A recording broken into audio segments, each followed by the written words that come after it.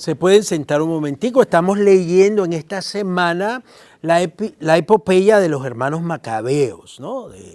de Matatías, el padre de los macabeos, que organiza una resistencia en contra de las políticas sociales de Epífanes, Antíoco IV, Epífanes. Epífanes es el título que él se daba, significa Dios se ha manifestado, él era Dios. Siempre ha habido gente endiosada, siempre, a través de todos los siglos, que se creen superiores, se creen Dios mismo revelado. Recuerden que este señor vivió, este rey griego que gobernaba desde Siria, vivió entre el año 175 y 163 antes de Cristo, ¿no? Y prosiguió una política uniformadora, lo que le llamaban, en la historia se le llama como la helenización radical, o sea, solo lo griego, y va a suprimir todos los privilegios de los judíos, va a construir gimnasios en Jerusalén, va a suprimir todas las costumbres locales, incluso llegó a decretar la supresión del sábado, que era el día de celebración de los judíos, y la eliminación de la circuncisión, que era una ceremonia religiosa en la que se dedicaban los niños varones al Señor. Pues estamos leyendo esta semana del libro de los Macabeos, de los dos libros. Recuerden que no son dos libros distintos, no cuentan una saga, uno después y otro después. No, es la misma historia contada por dos diferentes personas. La misma historia heroica de los Macabeos. Hoy es del segundo libro de los Macabeos, que nos narra la historia de este anciano, Eleazar, que había vivido toda su vida fiel a la ley, y a quienes le proponen engañar, salvar su pellejo. A un viejo de 90 años, pues ya sabemos que no, cuánto nos aguardará a los 90, un par de años si acaso. Y le proponen salvar el pellejo, salva el pellejo, finge comer, finge. Te vamos a traer algo que es legal, pero tú finge comer y te salvamos el pellejo, ¿no? Y él va a rechazar esa infamia, la va a rechazar. Y la va a rechazar pensando en los jóvenes, pensando en los jóvenes. Esta gente va a creer que he apostatado. Y va él a avanzar voluntariamente al suplicio, ¿no? Entiérrenme, envíame al sepulcro, no es digno de mi edad este engaño. Van a creer los jóvenes que Eleazar a los 90 años se ha pasado al paganismo. Y los jóvenes se van a extraviar con mi mal ejemplo. Es que a veces pensamos que los viejos ya no tienen nada que hacer, ¿verdad? Sí, todavía pueden dar ejemplo, todavía pueden mantener la fe, todavía pueden llegar hasta el final limpios. Y eso es un gran ejemplo y una motivación para los jóvenes, ¿no? Porque hay veces descartamos a los viejitos y pensamos que ya no. Y sí todavía. O sea, aunque sea en una silla de ruedas, pueden seguir dando testimonio de la fe, de la valentía que se requiere, ¿no? Y pueden seguir pensando en los jóvenes. No voy a extraviar a los jóvenes con mi mal ejemplo. Entonces, qué bonito, ¿no? Una vida coherente hasta el final. Una vida coherente hasta el final. Y esa es la historia que se nos está narrando, la historia de los hermanos macabeos, ¿no? Matatías, el papá de todos ellos, que encabeza esta resistencia.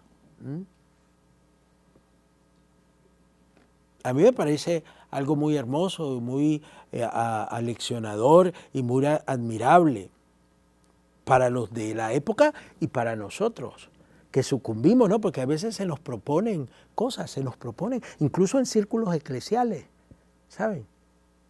Se proponen cosas como pactos con el diablo para que todo esté bien, no seas baboso, Roberto, tú haz lo que yo quiero que hagas y entonces te vamos a dar un título si querés. No. Y esto es verdad, no le estoy diciendo nada mentira, porque a veces la corrupción está por todos lados. Donde hay humanos hay gusanos, eso es así siempre. Eleazar es el primero en la Escritura que tiene este testimonio bien detallado, ¿no? Es una narración bien detallada. No hay otro en la Escritura, ni incluso los profetas Jeremías, que lo van a perseguir de una manera inmisericordia, ni nada de esto. No. Eleazar es el primero que da testimonio de una manera muy clara, ¿no? A mí me recuerda a Eleazar la actitud de Jesús. Yo no quiero beber de este cáliz, Padre, pero que se haga tu voluntad y no la mía. No lo que yo quiero, sino lo que tú quieres. Yo creo que ese es el testimonio de muchos santos, de mucha gente a lo largo de la historia, que en medio de tentaciones, halagos y amenazas, porque se dieron cuenta que pasan del halago a la amenaza, ¿no? ¿Se dieron cuenta? Porque no entienden, cuando la gente es coherente, la gente que vive mundanamente no entiende, piensan que es idiotez, que la coherencia es idiotez. Y seguro que le echaron maldiciones, viejo tonto, cómo no quiso salvar el pellejo, qué baboso este viejo. ¿No les dicen a ustedes de vez en cuando? La gente que vive en el mundo no entiende la fidelidad. No entiende la coherencia, no la entiende. Y esto es lo que le pasa a Eleazar con sus amigos. Es interesante también que se mantuvo cortés. Qué bonito mi apellido, se mantuvo cortés, gentil. No es que pegaba gritos ofendiendo a nadie, sino que con firmeza y con nobleza. Las dos cosas pueden ir juntas. Porque a veces nosotros creemos que para ser fieles tenemos que pegar 4 alaridos. No. No es necesario eso. Qué bonito, pues, que no nos dejemos engañar ni permitamos que engañemos a la gente más joven.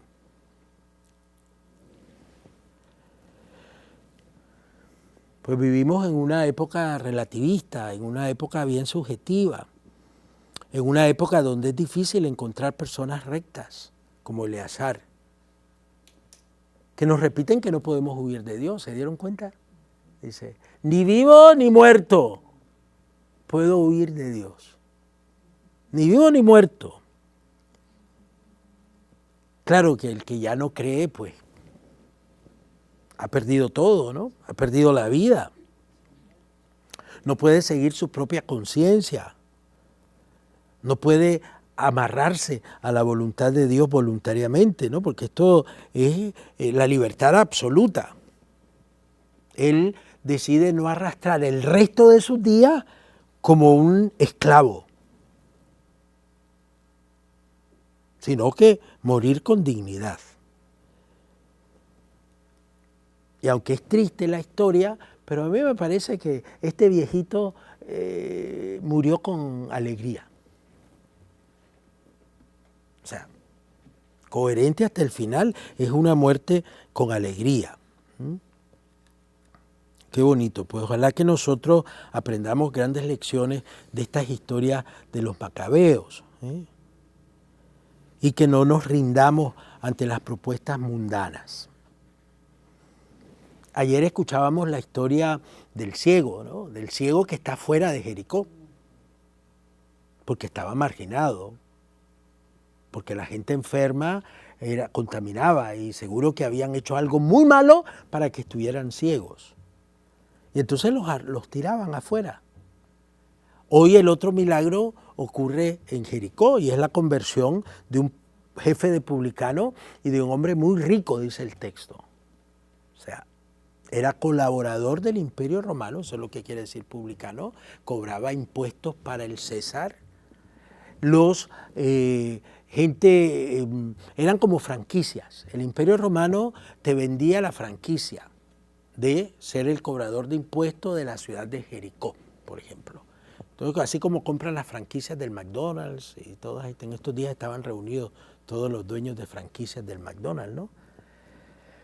Se compraban los puestos y pues querían sacar la inversión que hacían y entonces extorsionaban a la gente.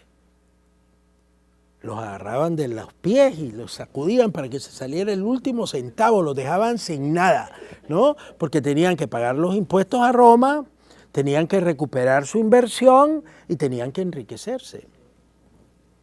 Y entonces los publicanos eran gente odiada por la gente de a pie, por la gente trabajadora, la gente sencilla. Hoy en día nos sacan hasta el último unto también. Volar ya es una extorsión, por ejemplo. Te cobran el pasaje, te venden la silla, te venden las maletas, ni siquiera una bolsita ahora dan hasta hace poco daban ahora pretzels, y ahora ni si pretzels te dan. Nada. Sí, todo lo tenés que, todo, porque te están sacando hasta el último unto. Quieren sacar hasta el último unto, es extorsión. Entonces esta gente se reúne en asambleas así, en mesas redondas, a ver cómo le saco el último peso al pelado. Sí, claro, porque el rico pues eso ni se da cuenta, porque tiene un manager que le compra el pasaje y la lleva. Pero los pobres sí nos damos cuenta, ¿no? Pues ese era Zaqueo. Pero él tenía la inquietud de conocer a Jesús. Quería conocer a Jesús. Quería verdaderamente ver a Jesús. Se conformaba con verlo de lejos. Y esa búsqueda, Zaqueo es como el sinónimo del que busca a Dios. Y pues al ser tan pequeño, me imagino que era casi un enanito, se sube a un árbol y Jesús levanta sus ojos hacia Zaqueo y lo baja. Dice, bájate. Hoy, y se invita a la casa. Se invita a la casa de Zaqueo. Y aquí vienen la segunda idea, o somos como Zaqueo, que recibimos al Señor con alegría, o somos como los fariseos que critican todo lo que hace el Señor. ¿Cómo es posible que un santo de Dios se hospede en la casa de un pecador como este? No se alegran de la salvación que llegó a Zaqueo, no se alegran. Hay gente así, que en vez de levantarte, te condena. Sí. O sea, ¿dónde estamos nosotros? Sería la pregunta, ¿no? ¿Seguimos despreciando al hermano que llega herido, pecador? ¿O nos alegramos con Jesús, que además se invita a la casa de Zaqueo y le hace hacer una fiesta? Una fiesta. Los fariseos expulsan a Zaqueo, lo excomulgan y Jesús se va a comer con él. Qué contraste, ¿no? Deberíamos de preguntarnos si nosotros nos acercamos a los alejados. Porque hay mucha gente que se ha alejado de la iglesia por cualquier razón que sea. O tenemos el corazón del padre bueno que espera al hijo, dice el texto que salía a esperar a su hijo. Y cuando lo vio de lejos, no esperó que llegara. Hay veces que me venga a pedir perdón, este desgraciado. El padre bueno no espera que le pida perdón. Corrió y se lo comió a besos, ¿no es verdad? Ah, bueno. ¿Nos acercamos o queremos justicia distributiva? No misericordia. La misericordia es parte de la justicia, dicho sea de paso. Pero queremos el diente por diente y el ojo por ojo. Y nos volvemos hermanos fariseos, hermanos mayores, fáciles. No, hay que alegrarse cuando el que está alejado se acerca. Y buscar la manera, ¿no?, de entrarle al corazón. Jesús se invitó solito. Es que era metido Jesús, por eso dicen que lo crucificaron, ¿no? Qué bueno, pues. Hoy voy a comer en tu casa. Hoy ha llegado la salvación a esta casa. Y entonces Zaqueo comparte con Jesús su riqueza, su alegría, sus alimentos, porque tiene una gran capacidad de conversión. Es un hombre noble al final. Lo que parece maligno se convierte en benigno. Es un hombre joven, es un hombre sincero, un hombre que está abierto a la salvación, que quiere conocer a Jesús. Pues ojalá que nosotros, que conocemos a Jesús, querramos transmitir a Jesús a los demás. Porque Él ha venido para enriquecernos con su pobreza. Él se ha despojado incluso de su propia vida para perdonar nuestros pecados y para hacernos hijos de Dios. ¿Qué nos enseña la historia de Zaqueo y la historia del encuentro de Jesús con Zaqueo? Muy bien, favorecer a los demás, favorecer a los demás. No solo con los bienes materiales, sino con la amistad, con la presencia en la vida de ellos, con nuestros bienes internos, dicen por ahí. ¿Cuáles son nuestros bienes internos? La amistad, la alegría, la reconciliación, el amor fraterno, la justicia social. Esos son los bienes internos. Porque hay gente que piensa, yo no tengo plata, yo no, ¿qué voy a compartir? No, tenés muchos bienes. Hay bienes internos que hay que compartir. La Madre Teresa de Calcuta decía que nadie es tan pobre que no puede regalar una sonrisa. Y miren que hay mucha gente que necesita la sonrisa y necesita un abrazo. Bienes internos. Tal vez no serás como Zaqueo, que era muy rico, dice el texto, ¿no? Pero a lo mejor sí tienes otros bienes, esos que nunca piensas. Esos que no, pero no pensamos en el amor, en la fraternidad, en la amistad, en el cariño, en el perdón. No lo pensamos como bienes internos, ¿no es verdad? Pues también nosotros somos ricos, muy ricos de bienes internos que son superiores a las riquezas externas que también tenía Zaqueo. Que Dios les bendiga.